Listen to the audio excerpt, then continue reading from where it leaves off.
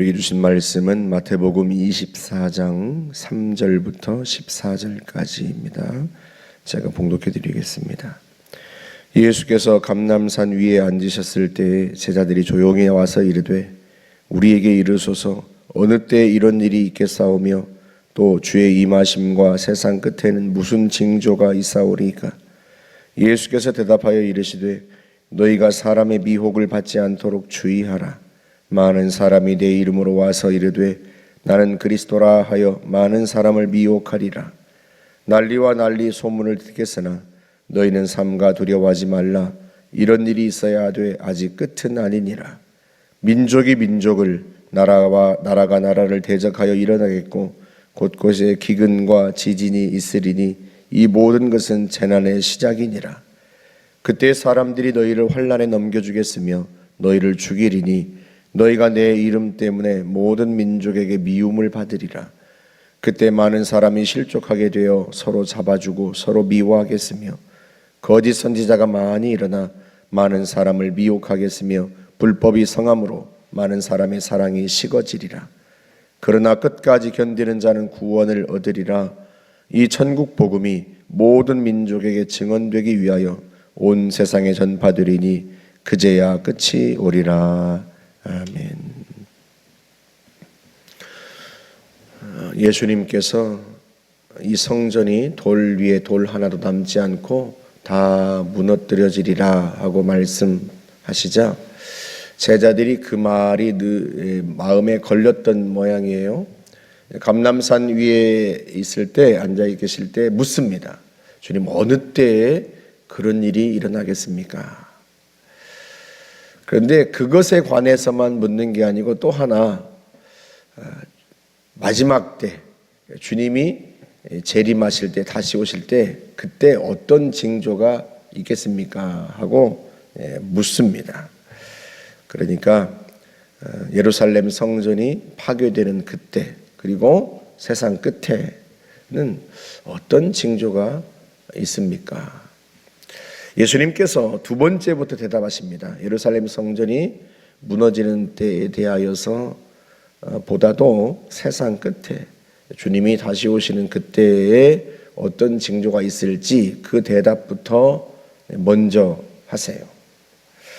제일 먼저 주님이 4절에서 말씀하시죠. 너희가 사람의 미혹을 받지 않도록 주의하라. 사람의 미혹을 받지 않도록 주의하라. 사람이 무슨 미혹을 한다는 거예요? 나는 그리스도라 하고 많은 사람이 자기를 그리스도라고 그렇게 말하고 사람들을 미혹할 거라는 거예요.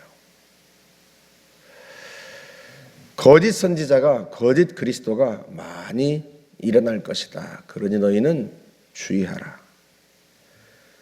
자기가 그리스도라고, 자기가 이 땅에 온 재림 예수라고 주장하는 사람들이 많이 일어나게 될 텐데 미혹되지 마라. 여러분 나중에 23절부터 좀 더 자세하게 설명을 하시는데요.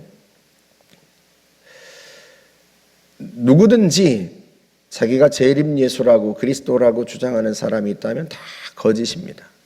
왜냐하면 27절에서 주님이 말씀하시기를 번개가 동편에서 나서 서편까지 번쩍임 같이 인자의 임함도 그러하리라 하고 말씀하세요. 번개가 저 끝에서 치면 이쪽 끝에서도 번개가 다 보이잖아요. 그런 것처럼 주님은 모든 사람이 볼 수 있게 임하십니다. 누가 예수님이 다시 오셨대 하고 알려주어야만 알 수 있는 게 아니에요. 그게 아니고 주님이 다시 오시는 그때는 모든 사람이 다 알아요. 누가 알려줘서가 아니라 마치 번개가 저 동편에서 번쩍해도 서편까지도 다 보이는 것처럼 온 지구상에 사는 모든 사람들이 다 알 수 있도록 그렇게 주님이 오십니다. 그러니 누가 내가 재림 예수요 하고 광고하지 않아도요, 주님이시면 다 알아요. 그러니 자기가 재림 예수라고, 자기가 그리스도라고, 구세주라고 주장하는 사람이 있다면 다 거짓입니다. 다 가짜예요. 누가 알려줘서 아는 게 아니라 그때는요 다 알게 돼 있어요. 예수를 믿는 사람이나 믿지 않는 사람이나 모든 사람이 다 주님이 재림하시는 것을 보게 될 거란 말이에요. 그러니 자기가 무슨 그리스도라고 예수라고 주장하는 사람이라면 다 가짜야, 다 가짜.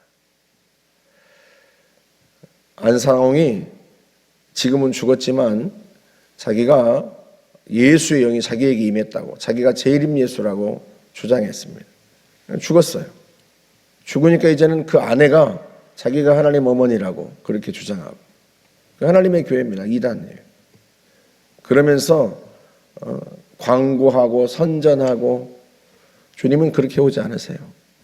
다 가짜고 거짓입니다. 그러니 절대 미혹되지 마라. 할 수만 있으면 구원 택함 받은 자들도 미혹하려고 기적을 행한다는 거예요. 이적을 행한다는 거예요. 이적을 행하고 놀라운 일을 행하면 그리스도입니까? 그렇지 않아요.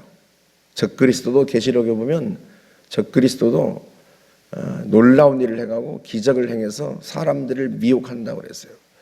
어떤 놀라운 일을, 기적 이런 걸 행한다고 해서 그리스도가 아니에요.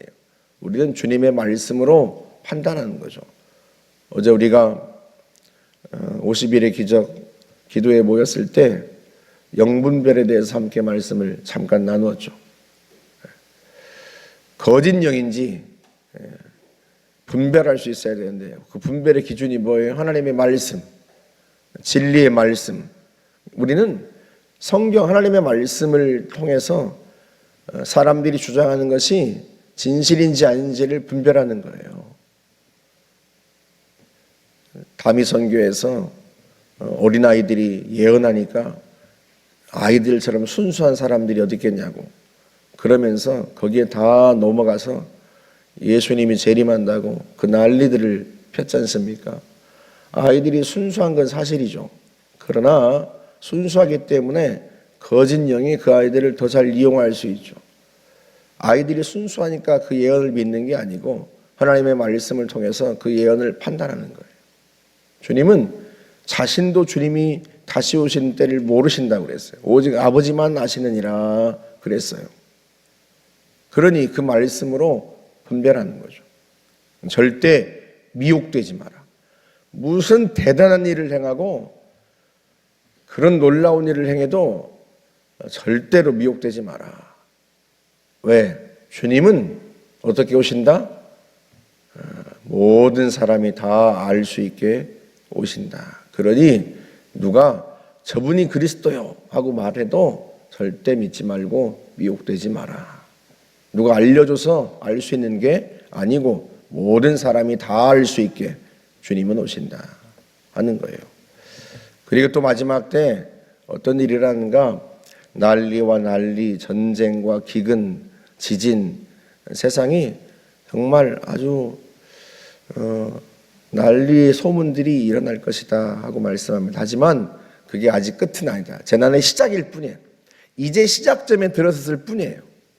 그러니 놀라지 마라 하고 말씀합니다. 다만 그 마지막 때에는요, 사람들이 예수 믿는 사람을 싫어해요. 너희가 내 이름 때문에 모든 민족에게 미움을 받으리라. 그래서 그리스도인이, 성도들이 환난을 당할 겁니다. 그러나 주님이 뭐라고 말씀하세요? 끝까지 견디는 자는 구원을 받으리라. 우리의 믿음이 시험받는 거예요. 진짜 예수를 믿는지, 정말로 주님을 사랑하는지, 어떤 상황에서도 주님을 부인하지 않는지 시험받는 때가 옵니다. 사람들이 주님의 이름 때문에 우리를, 성도들을 미워하는 때가 온다는 거예요. 세상이 그만큼 악하게 되는 겁니다. 디모데후서 3장 1절에서 사도 바울을 통해 주님이 말씀하시죠. 너희는 이것을 알라, 너는 이것을 알라. 말세에 고통하는 때가 이르러. 그러니까 성도들이 고통받고 괴로움을 겪는 그런 때가 온다 하고 말씀합니다. 왜 그런가? 사람들이 자기를 사랑하며 돈을 사랑하며 자랑하며 교만하며 비방하며 부모를 거역하며 감사하지 아니하며 거룩하지 아니하며. 사람들 자체가요, 마지막 때가 돼갈수록 사람들이요 너무 세속적이에요. 자기를 사랑하고 돈을 사랑하고 자랑하고 교만하고 감사하지 않아요. 도무지. 그리고 거룩하지 않습니다. 이어서 뭐라고 얘기해요? 무정하며. 정이 없어요. 무정합니다. 그리고 또 원통함을 풀지 아니하며. 도무지 원통함을 풀지 않아요. 그러니까 용서하지도 않고 용서받지도 않고 무정하고 원통함을 풀지 아니하고, 그리고 또 모함하며 절제하며 사나우며 선한 것을 좋아하지 아니하며. 그러니 당연히 성도들이 고통받을 수밖에 없죠. 그런 세상에서 사납고 선한 것을 도무지 좋아하지 않아요. 절제하지 못하고요. 그리고 모함하고, 그리고 또 배신하며 조급하며 자만하며 쾌락을 사랑하기를 하나님 사랑하는 것보다 더하며. 배신하고 그런 세상 속에서 성도들이 살아가니까요, 성도들이 고통받을 수밖에 없어요. 그러니 우리가 우리의 믿음을 굳건하게 하는 것이 중요합니다. 여러분, 주님께서 왜 이 말씀을 하세요? 미리 대비하라는 뜻이에요. 주님이 말씀하시는 이유는 그런 때가 올 때 너희가 너희의 믿음을 지킬 수 있도록 준비하라, 그런 의미입니다. 여러분, 초대교회 성도들은 이 말씀을 자기 때에 이루어질 줄 알고, 자기 때에 주님이 오실 줄 알고 주님을 끝까지 사랑하고 주의 이름을 위해서 기꺼이 고난을 받고 순교를 당했습니다. 그들의 믿음은요, 깨어있는 믿음이었고 진실한 믿음이었던 거죠. 오늘 우리는 어떠한가? 우리가 고통 속에 넘겨지고 우리가 환난 속에 넘겨져도 우리는 주의 이름을 부인하지 않고 주님을 끝까지 따르고 주님을 사랑할 수 있는가? 우리의 믿음을 점검해야 돼요. 그래서 우리가 성령 충만을 위해서 늘 기도해야 되고요, 늘 깨어 있어야 하는 거예요. 기도도 하지 않고 깨어 있지도 않은 상태에서 우리에게 이런 일이 닥치면 여러분, 과연 우리 자신의 의지로 그런 고난과 환난을 견뎌낼 수 있겠냐 말이죠. 성령이 우리 가운데 충만하고 성령께서 우리 가운데 역사하셔야 우리가 넉넉히 이겨낼 수 있는 거 아니겠습니까? 여러분, 스데반이 돌에 맞아 순교할 때 사람들을 용서하고 자신의 영혼을 하나님 앞에 부탁할 수 있었던 것은 주님께서 그의 눈을 열어서 하나님의 보좌와 그리스도를 보여주었기 때문에 그래요. 스데반이 대단히 성숙하고 믿음이 아주 훌륭해서 그렇다기보다는 성령께서 그렇게 도우신 거예요. 하나님의 영광을 본 사람이 세상에 무슨 미련이 남겠습니까? 예수 그리스도를 자기 눈으로 본 사람이, 자신을 위해서 십자가에 달리신 주님을 자기 눈으로 본 사람이 사람들에게 사람들 용서하는 기도를 할 수 있지 않겠어요? 우리도 마찬가지예요. 우리가 의지가 강하거나 무슨 믿음이 대단해서 그 환난 때에도 주님을 따를 수 있는 게 아니라 성령이 우리 가운데 임하시고 성령이 우리 가운데 충만하시고 성령께서 우리를 이끄셔야 우리가 그 때를 넉넉히 통과할 수가 있는 거예요. 그래서 깨어 기도해야 되고요. 주님이 겟세마네 동산에서 베드로에게도 말씀하시잖아요. 시험에 들지 않게 깨어 기도하라. 우리가 깨어 기도해야 합니다. 자기 자신을 과신하지 말고. 말세에 어떤 일을 한다고요?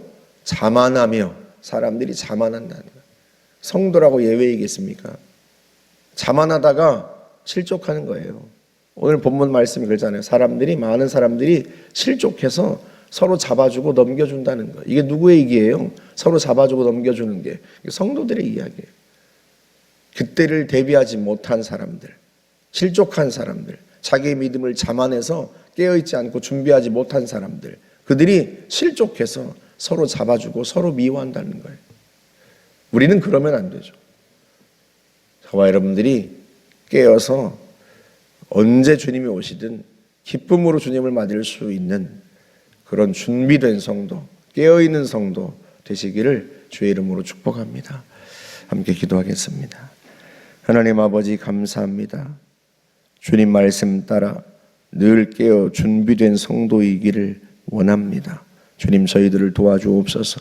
늘 깨어 기도하며 성령으로 충만하며 주님을 맞을 준비된 그런 처녀 신보와 같은 그런 하나님의 사람들이 되도록 주님 축복하여 주옵소서.